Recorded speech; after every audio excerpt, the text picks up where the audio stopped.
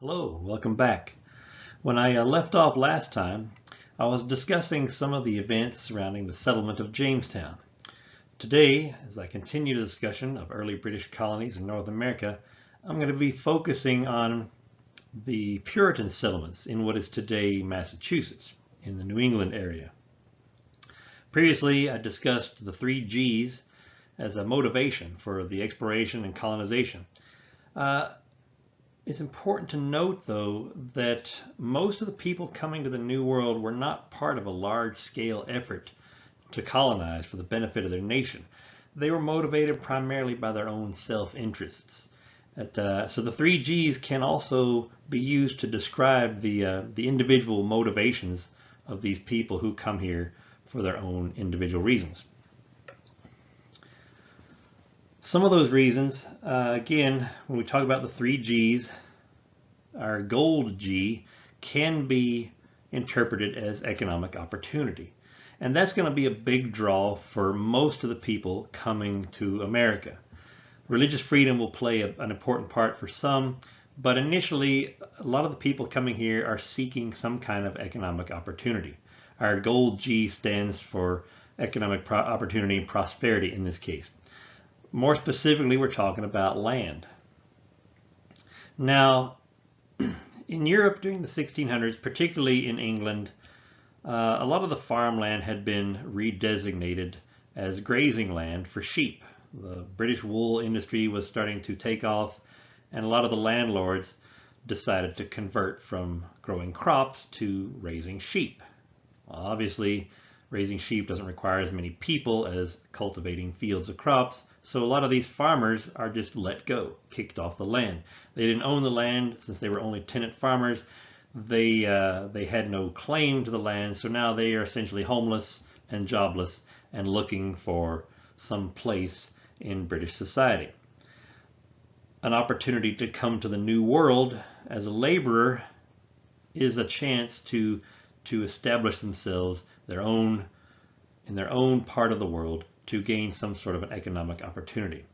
Additionally, among the wealthy classes in English society, the law of primogeniture basically stated that only the firstborn son is entitled to inherit any of the family wealth. So if you're the second-born son or third-born or whatever, you basically have no claim to your family's inheritance. So you're left with, even though you come from a noble family or a wealthy family, you have nothing really waiting for you in the end. So you're going to have to make a place for yourself in the world. A lot of these people will see a trip to the New World as an opportunity to become a landowner. I'll take some of my allowance, I'll buy a few acres of land in the New World, or I'll go to the New World and they'll give me 50 acres of land at Jamestown and I'll establish myself as a landowner. Again, the opportunity to own land is going to be a huge draw for a lot of people, both in the peasant classes and among the noble families as well. Religious freedom is going to be another big draw for a smaller group of people. Within European culture at the time, we're going to have over the next century or so various groups of religious minorities that are going to be persecuted within their own countries, and they will seek places to practice their religion in peace. First up is going to be the English Puritans. We'll talk about them here in a minute. But a lot of this search for religious freedom is going to stem from the effects of the Protestant Reformation, 1517. Basically what happens, without turning this into a European history class, basically what happens with the Protestant Reformation is that a guy named Martin Luther, who's a German priest, he had a lot of criticism of the Catholic Church. He believed the Catholic Church to be corrupt and unduly influenced by politics. He also believed that a person's relationship with God should be an individual relationship and not one mediated by a priestly hierarchy. So Martin Luther, in his criticisms of the church, decides to publish his 95 Theses, basically a written statement of all these criticisms of the Catholic Church. As it turns out, there's quite a few people in his time who believed as he did and joined him in his cause to bring about reforms to the Catholic Church. Instead of reforms, what ends up happening is we see an offshoot of Christianity, basically the Protestant variation of Christianity. So now in Europe we've got Protestants and Catholics. Both groups are Christian, both fundamentally worshiping in the same way, but differing significantly in their practice of the religion. So what happens is that some political leaders in Europe, especially in Northern and Western Europe, they see this Protestant movement as an opportunity to get out from under the control of the Catholic Church centered in Rome. So some kings and princes decide to embrace Protestantism as a religion for their kingdom, as a way to distance themselves from Rome and to basically not have to answer to anyone but themselves. This is the case in England. Henry VIII, king at the time, this is in 1534, he decides to make Protestantism the official religion of England, and he establishes the Anglican Church. Basically, these are just English Protestants. What happens, though, is that the reality of this is that the Anglican Church is very similar to the Catholic Church in terms of its hierarchy and its protocols, its doctrine, and so forth. Many people in England feel that this Anglican Church doesn't do enough to distance itself from the Catholic Church. Some of these people want to purify the Anglican Church and make it more in line with Protestant ideals. Hence the name Puritans, these people who are trying to reform the Anglican Church. Now, they are a minority of Englishmen. Most Englishmen are content with the Anglican Church. They're satisfied that they're no longer Catholic, and that's pretty much good enough for them. But these Puritans, they want a more strict interpretation of Protestant ideals. So they decide to start pushing for reforms. As misfortune would have it for the Puritans, English law requires that every citizen attend the Anglican Church. This is going to be a problem for the Puritans because they don't want really to be a part of the Anglican Church. So some of them are motivated to action. They decide to not just protest the Anglican Church, but to separate themselves from it altogether. Hence the term separatists. Separatists are essentially Puritans who have decided to take action. So these separatists now believe in separating themselves completely, cutting themselves off from the Anglican Church and going and doing their own thing. Now, what's going to happen, a group of these separatists, calling themselves pilgrims because they are embarking on a journey, so to speak, for religious motivation, they are going to leave England and take refuge in the Netherlands. Now, the Dutch, as it happens, are much more tolerant of religious diversity than the English. So they're going to find safe haven in the Netherlands for a while. But the problem is, they are English. They don't really want to be Dutch. They don't want to live as refugees in someone else's country. They want a place of their own. And so as luck would have it for the Pilgrims, the Plymouth Company that we had talked about last time, they still have not used their charter to establish a colony in the New World.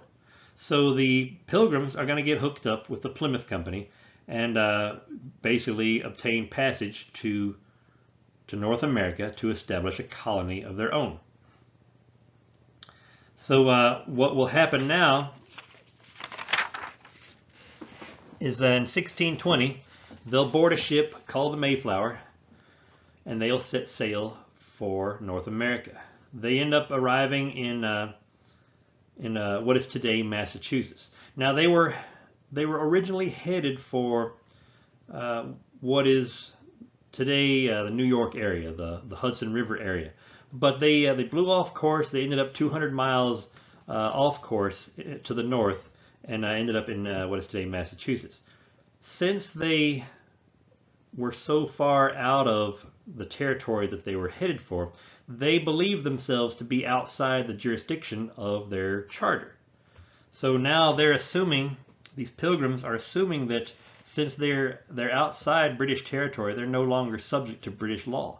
and that they're free to govern themselves in whatever manner they see fit. So what they're going to do is they're going to draw up the Mayflower Compact. And this is essentially the first coherent statement of self-government in North America.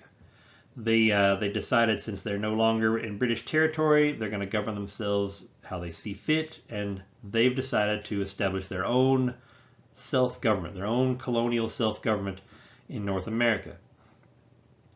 Now this is somewhat different than our House of Burgesses that we saw in Virginia. When the Virginia Company formed the House of Burgesses, they did it under the supervision of British law. So they are governing themselves locally, but they are still subject to British law. They still consider themselves part of the British Empire. The Pilgrims in Massachusetts, they don't agree with this. They feel that they are outside of British territory, so they are no longer subject to British law, and they are completely independent. Of course, later on, the Plymouth colony is going to be absorbed into Massachusetts Bay Colony, which is under British jurisdiction, so this will be a moot point in a few years. But for the time being, this is the first real coherent statement of self-government in North America. In it, they established voting rights, and they elected a government. William Bradford will be elected as their first governor in 1621, and they basically just outline a few basic laws that will govern their colony. All men in the colony will have the right to vote, and they will, again, just establish local government for themselves. What will happen, the reality of their life, even though they are self-governing, or at least they think they are, what's going to happen in terms of their reality is that they're going to experience much the same thing that was experienced in Jamestown in the early years. There's just a small group of them. There's only about 100 people that came over on the Mayflower. So as a small group of people, some of them died in transit, of course, leaving a smaller group to survive on their own. They arrived in Massachusetts in the fall, so it's too late to plant crops. They're going to suffer the effects of a harsh first winter, just like the people in Jamestown. By the time they come out of it on the other end in the spring of 21, many of them have died from starvation and exposure, and they are in a very fragile state, on the state of collapse as a colony. As fortune would have it, the local Indians, the Wampanoag Indians, will be able to help them in much the same way that John Smith formed a relationship with the Powhatans in Virginia. Now, the one exception here is that one of the Wampanoags, named Squanto, just by a happy coincidence, spoke English. Just to give you a little bit of his backstory there, many years prior to this, he was captured by British sailors who were on a survey expedition, and he spent several years with them. He learned to speak English, eventually escaping and returning to his own people. So it just so happened that he's in the right place at the right time to help the Pilgrims when they need it the most. So 1621, they begin rebuilding their colony from the ground up with the assistance of the Wampanoag Indians. They, again, share with them a lot of farming techniques, what grows well here, what types of game are easy to catch here, how to build suitable shelters for the harsh winters, so on and so forth. By the fall of 21, the Pilgrims are surviving, they're feeding themselves, they're getting by fine on their own now with a little assistance from the Indians. And it's here where we see the origin story of our Thanksgiving tradition. In a letter dated December 1621 by one of the Pilgrims, there's a description of a harvest feast that took place this fall, and where the colonists and Indians were all present. It's from this letter that we derive our Thanksgiving tradition. The tradition won't be adopted until some years later, but this is kind of the origin story of that. A little bit of trivia for you there. Looking at this map, we can see a migration pattern here. Basically, what this map is telling us is that in the years 1620 to 1640, we see more or less a mass migration of Puritans out of England. We see tens of thousands coming from England into various British colonies in the New World. more than half of those are going to end up in North America. And as you can see from the inset map here, a lot of these towns that will be established in Massachusetts are going to be named after towns that the people came from back in England. And this will kind of establish a pattern of chain migration wherein subsequent generations of people leaving England will go to towns where previous generations of friends and family had gone to before. One of the reasons we're going to see such a large-scale migration of Puritans during this time span is 1625, King James I dies and his son Charles I is going to assume the throne. Charles I is not nearly as tolerant of religious minorities as his father was. So there's going to be a lot more pressure on the Puritan community to go underground or to hold meetings in secret because, again, British law requires that all citizens attend the Anglican Church. The Puritans don't want this, but now they can't, there's no tolerance for them to practice out in the open, so they're going to be forced to seek an alternative option. This is what's going to drive a lot of Puritans out of England during these years, during the reign of Charles I.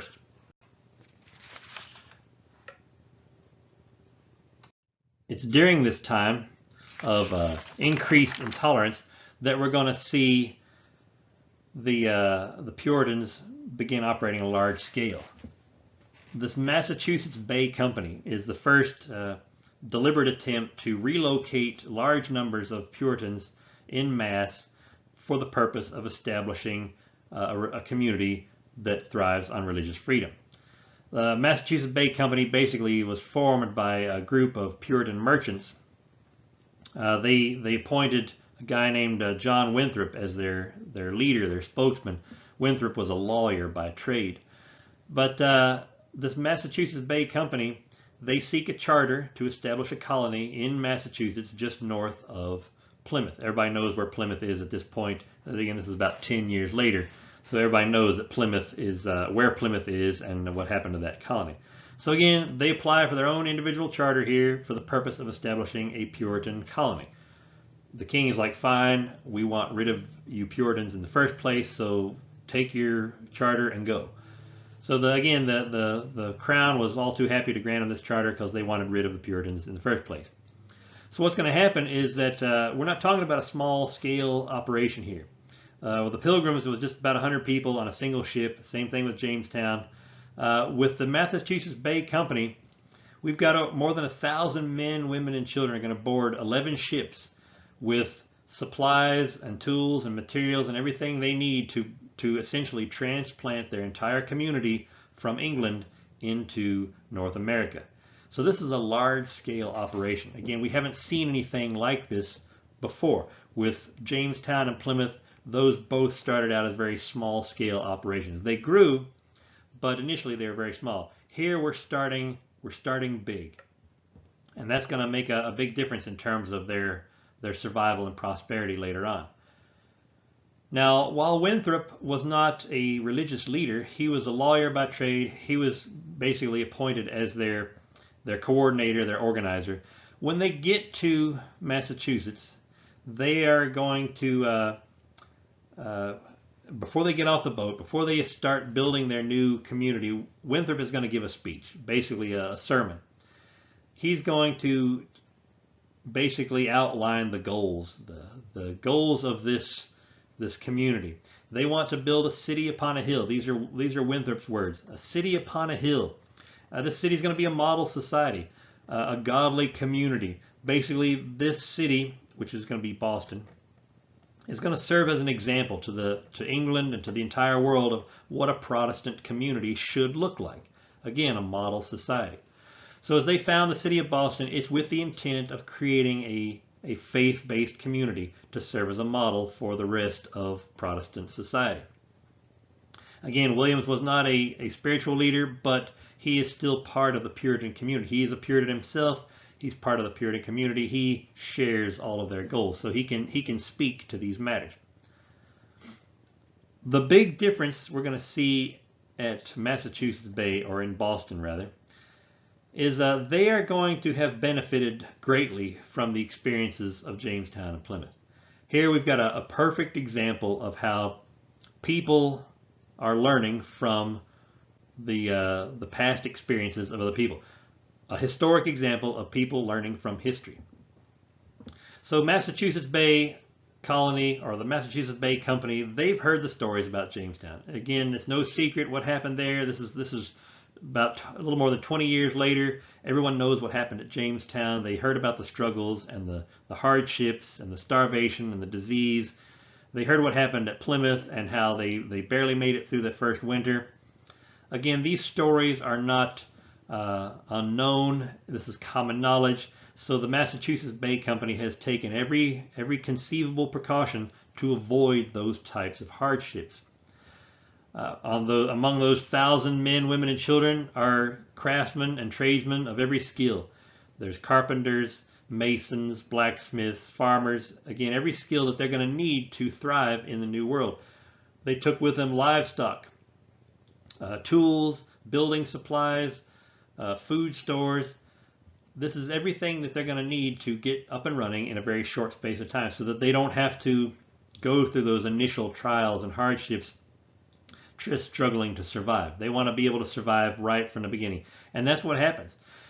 Now, there are hardships. People do get sick and die. Again, this is still the New World. They're still building a new community in the wilderness here. But because they're so well equipped and well supplied and well prepared, they become self-sufficient immediately. They begin to grow immediately. They're successful from day one. Whereas at Jamestown, we see it took several years for them to be able to start thriving as a community and to become profitable as a commercial venture. Plymouth, again, it took several years for them to get up and running as a colony. In Massachusetts Bay, Boston, they're gonna achieve this level of success almost from the very first minute. The minute they get off the boat, they set about the task of building their community, houses, structures, planting fields, tending livestock. They are well prepared for what waits in store for them. Because of this, we're going to see a lot of rapid growth. Since the colony is so successful, word of that's going to get back to England, and subsequent waves of Puritan migrants are going to hear about the success of Boston and Massachusetts Bay, and they're going to want to come here. So we're going to see large-scale immigration taking place in the years following the settlement of Massachusetts Bay. Now, it's important to note here, too, that some of this population growth is not just due to immigration, but the result of families. We have, again, all these people that came to Massachusetts Bay were all families.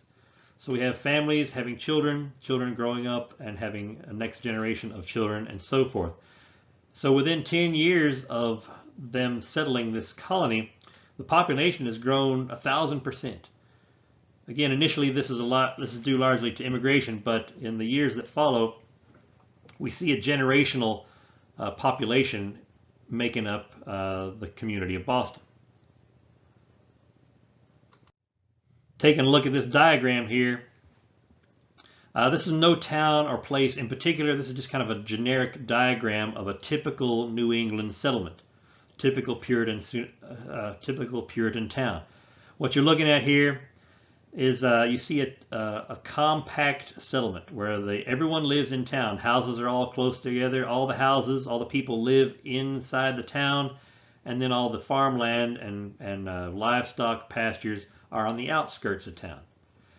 This is very intentional. This wasn't just an accident. They designed these settlements to look just like this. Every one of these little towns has a church, a town hall, a school, a common area, and of course all the people live in town.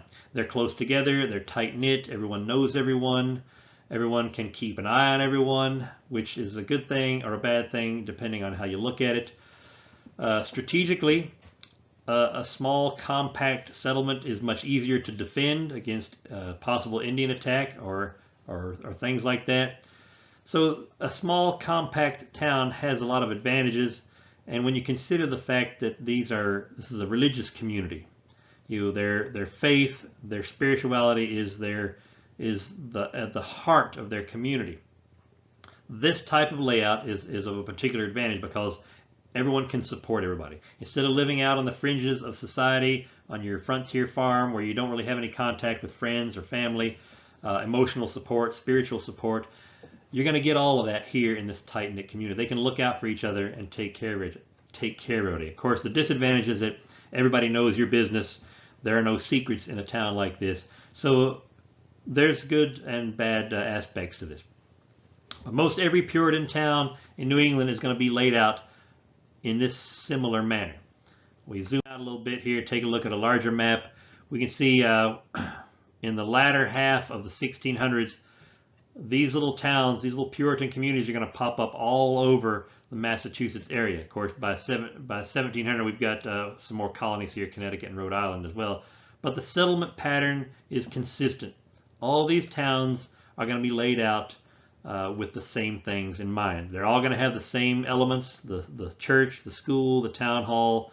They're all going to look very similar. If you've ever toured through New England area, if you go on a road trip through New England, every little town you go through is going to look almost identical.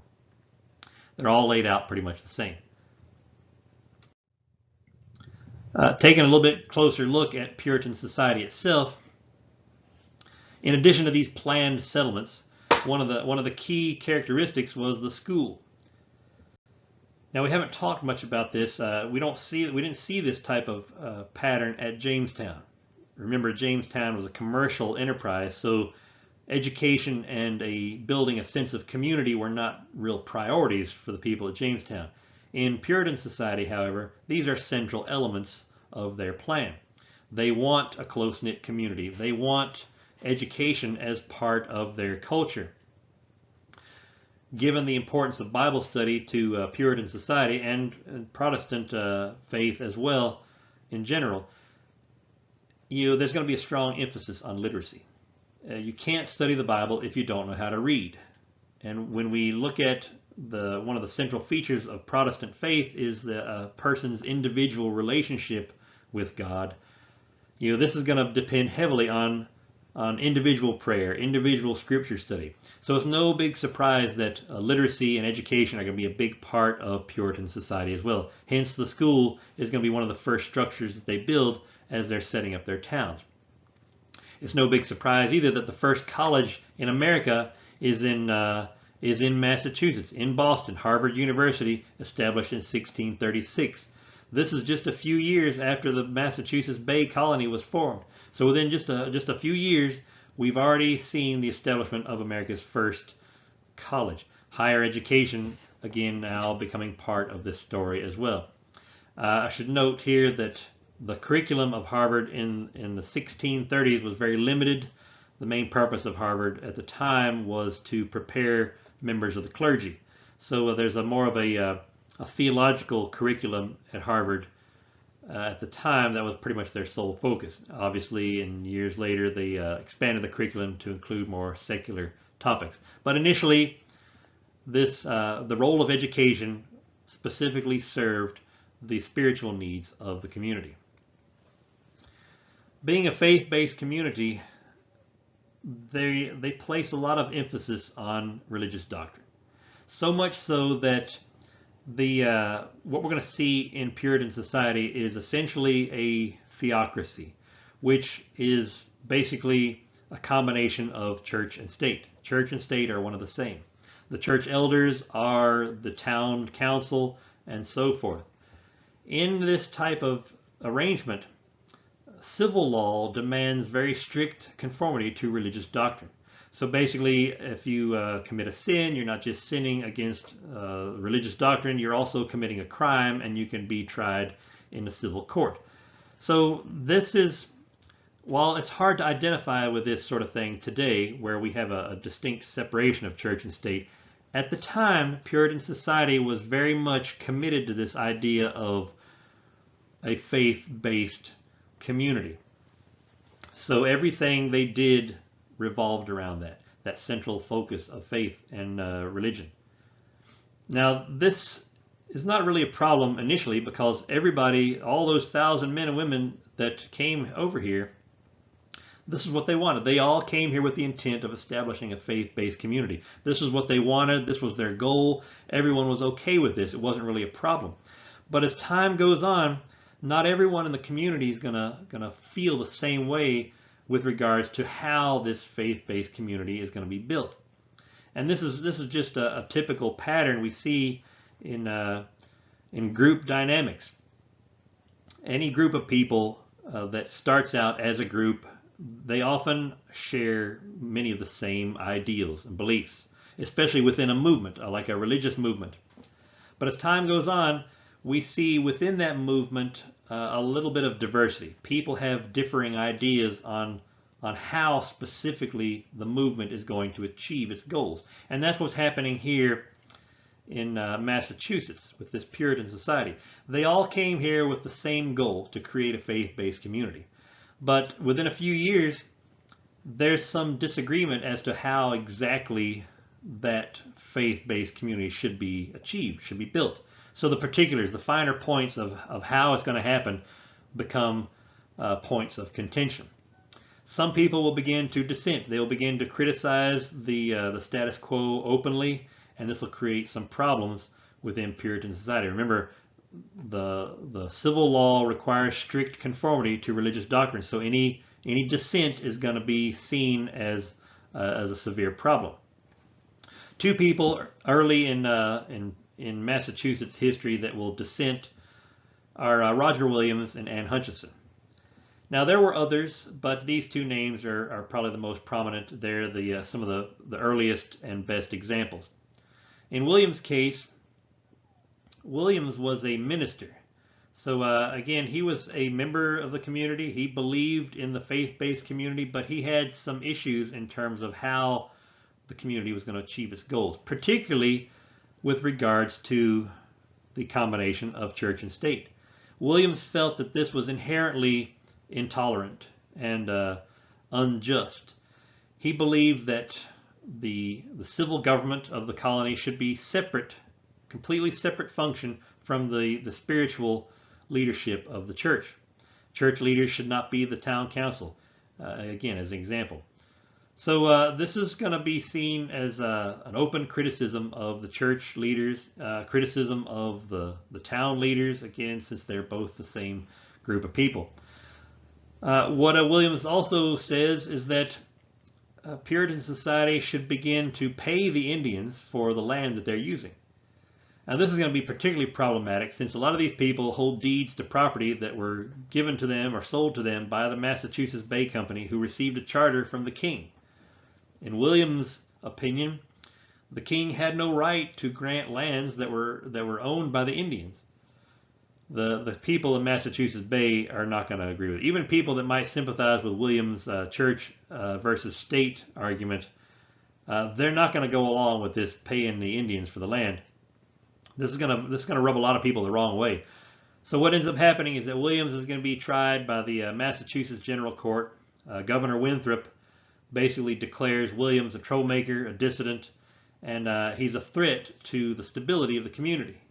His ideas are radical. His influence as a minister basically poses a threat to the community. If he wins enough followers, it could completely destabilize the whole colony. So the Massachusetts General Court declares Williams to be exiled, banished from the colony. So Williams takes his family and a small group of his followers, some people who believed as he did, and they move south down the coast and establish the colony of Rhode Island. And here we've got the first example of a new colony being formed as an offshoot of an existing colony. And we'll see that pattern happen again later on as well. But this is the first time we see this, where a new colony is being established not by its own individual charter, but as a branch or an offshoot of an existing colony. And just a little footnote for you here. Keeping true to his beliefs, when Williams and his followers get down the coast, the land that they settle on was purchased from the Indians by Williams, and they established their colony. And then one of the first laws that they established was a decree that everyone in the colony would be entitled to true religious freedom. They could practice religion in accordance to the dictates of their own conscience. So William stayed true to his word as he established this colony of Rhode Island. He followed his beliefs, and we now have a little bit of a variation on a theme. Culturally, Rhode Island is going to be very similar, almost identical to Massachusetts, with the slight differences that they have decided to separate church and state, and they've given religious freedom to all its inhabitants. So we see some variation there. Another one of the dissidents, Anne Hutchinson. Now, her case is going to be particularly problematic, not just because she's openly criticizing the church and its leaders, but she's a woman. And this is problematic because in Puritan society, women really have no place in public. They play no role in society other than the activities that take place in the home. So they're important members of the community in that they run the household, but beyond those duties, women really have no place in Puritan society. The problem comes with the fact that Hutchinson is a midwife. As she's not really, it's not really her job. She just is. She just knows midwifery, and she serves this function in the community. Now, it's not a position of authority, but it is a position that puts her in contact with pretty much the whole entire community. She knows everybody. Everybody knows her. She's well liked. She's very charismatic. So even though she doesn't hold a position of authority, or she doesn't hold a position of any official influence, just by nature of her relationship with the community, she is very influential. And she begins speaking out against the church leaders. She echoes a lot of the same issues that Williams had voiced in the years prior. But Hutchinson starts taking it a step further. She holds prayer meetings in her home to mixed audiences of men and women. And this is just kind of a taboo thing in Puritan society. Men and women don't mingle or mix socially. If you find some older towns in New England that still have some of the original churches there, there's a separate entrance in the church for men and women. They sat on separate sides of the chapel. So even within the church service, men and women don't usually interact.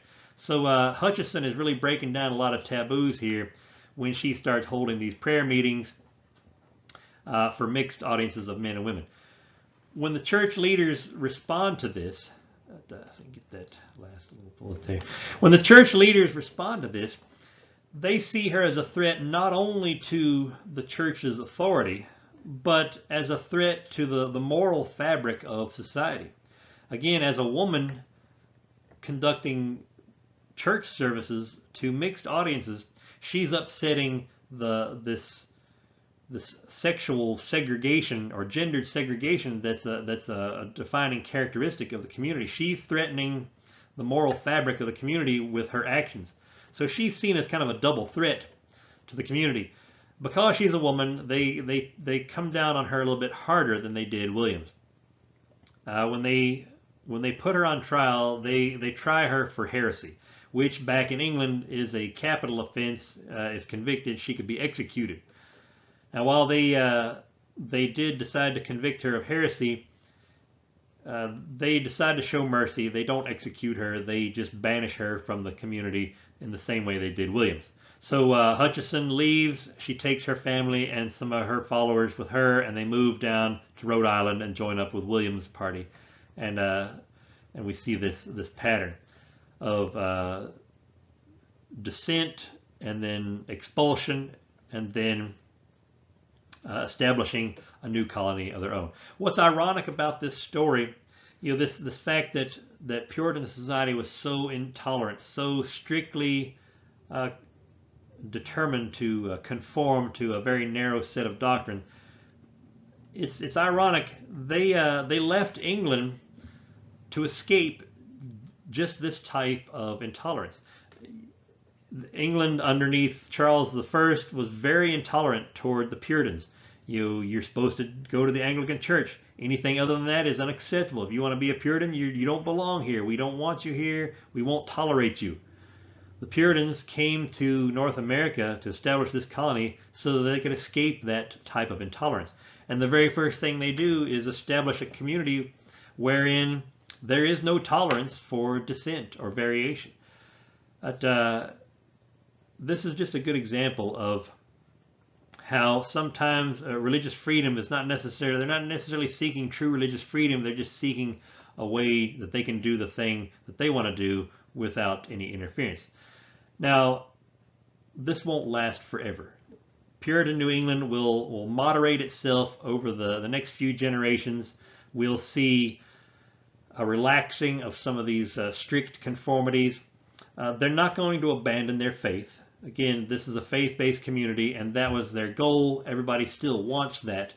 But they will relax some of their standards in terms of how best to achieve this goal of a faith-based community.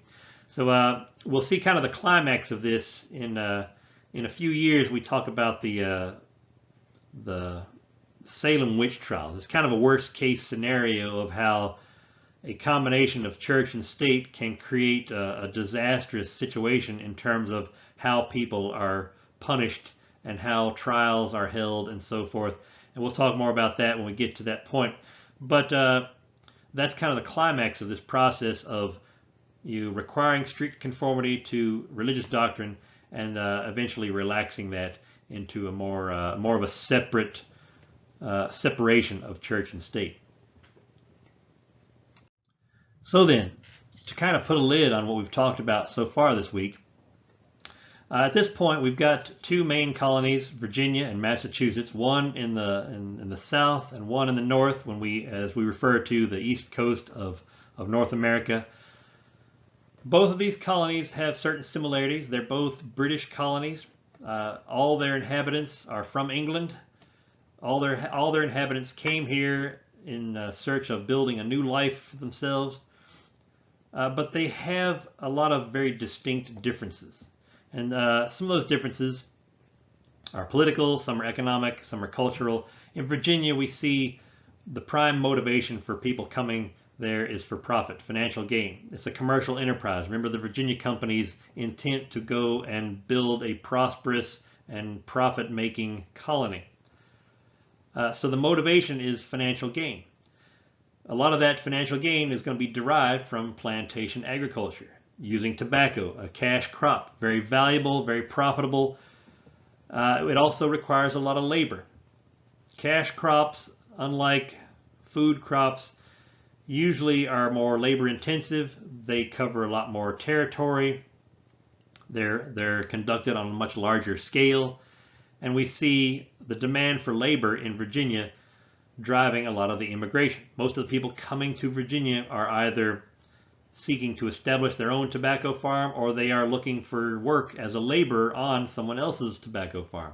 So we end up with a mostly male population in the Virginia colony, centered around Jamestown.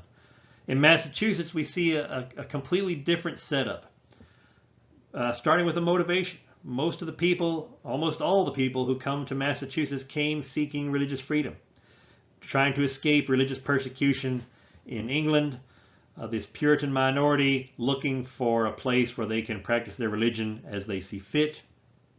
So the motivation of this settlement, this colony, is entirely different from the Virginia colony.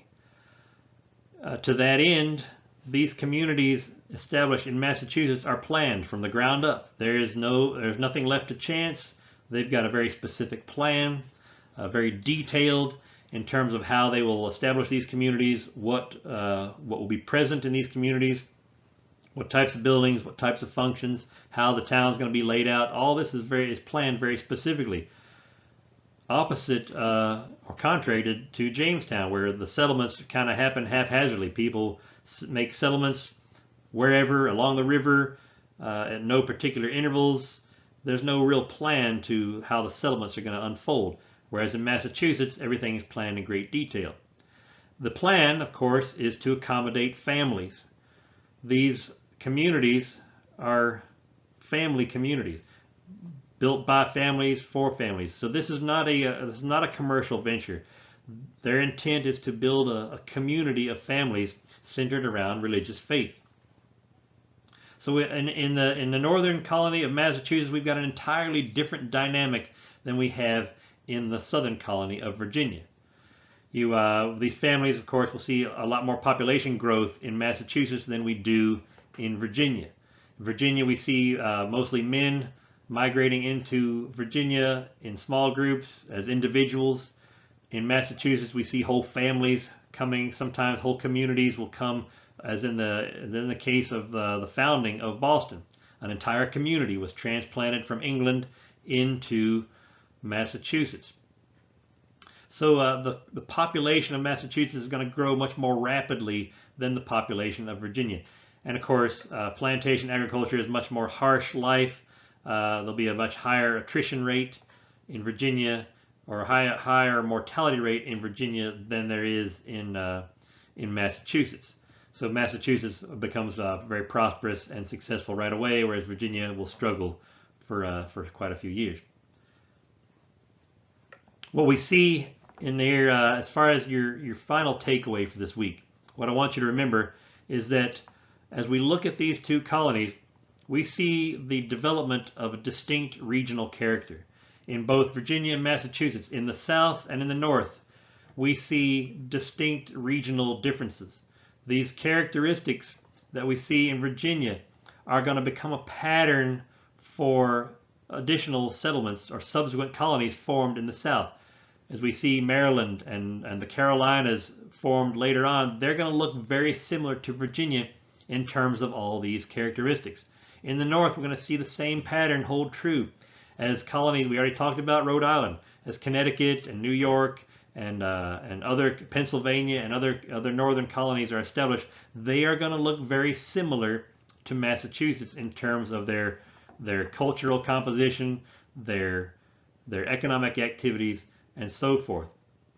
So essentially, what we see here in the very early years of the colonial era are the patterns that are going to define these two regions for many years to come. Now, granted, the Civil War is over 2 centuries away at this point, but a lot of the characteristics, the regional characteristics that are going to play into those Civil War era tensions, a lot of those characteristics are already evident here in this early colonial era. Now, it's important to note that there is no animosity, regional animosity between Virginia and Massachusetts. They are scarcely aware of each other. Both the people in Virginia and Massachusetts are aware of the existence of another British colony down the coast or up the coast, but they don't really have any contact with each other. They're not trading with each other at this point. There's no communication with each other. They each have their own separate relationship with England, and they are content not to have anything to do with each other. So there's no regional tension at this moment. But these characteristics that define these two regions in terms of culture and economy, those characteristics will become some of the points of tension that contribute to the Civil War in another couple of centuries. So we now have a good idea of where we're headed. Next week, we're going to take a closer look at some of the subsequent colonies that are going to be established in each of these regions. By the end of next week, we'll have all 13 colonies established. What we're also going to take a look at next week are some of the factors that contribute to the rise of slavery in the colonies as a primary form of labor. So to kind of finish off this week, looking at our map here, we see a North American coastline being settled by not only the British, but we still see Spain and the Netherlands and the French are still part of this story. And as we can see here, most of these settlements are restricted to a narrow coastal region. Some places, like the Dutch, have explored up the Hudson River in what is today New York. The French have explored down the St. Lawrence River. All these settlements are small scale. They're all aware of each other. The British know that the French are here and that they're exploring and settling as well. But it's not a problem. As you can see on the map here, there's plenty of territory between all these settlements, so nobody's really coming into contact with each other. Later on, as these colonies grow, there'll be increased contact between British and French colonies, and we'll see that contribute to some tension and fighting that'll happen later on. Basically, what happens here is that issues that define relationships in Europe will start spilling over into the colonies, and we'll see tension among the colonies mirroring that taking place in Europe. We zoom out to our large map here, our big picture view. We see that by 1650, which is where we are right now, 1650, we see the Spanish Empire in Central and South America now is more fully incorporated into this old trans-Eurasian trade network. Again, we have got established trade routes around Africa into the Indian Ocean, regular trade routes connecting Europe and Africa to the Americas. But we look at North America up here, and our British colonies of Virginia and Massachusetts, they're not even showing up on the radar right now. They're still so small by 1650 that they're not really a factor in our emerging transatlantic trade. That's going to change in the next few years. We talk about that next week too, as we get into the development of British colonies and the growth of a transatlantic trade, which of course the slave trade will be part of that as well. We'll talk more about that next week too. That's all we have time for today. Have a good rest of the day, and we'll see you next time.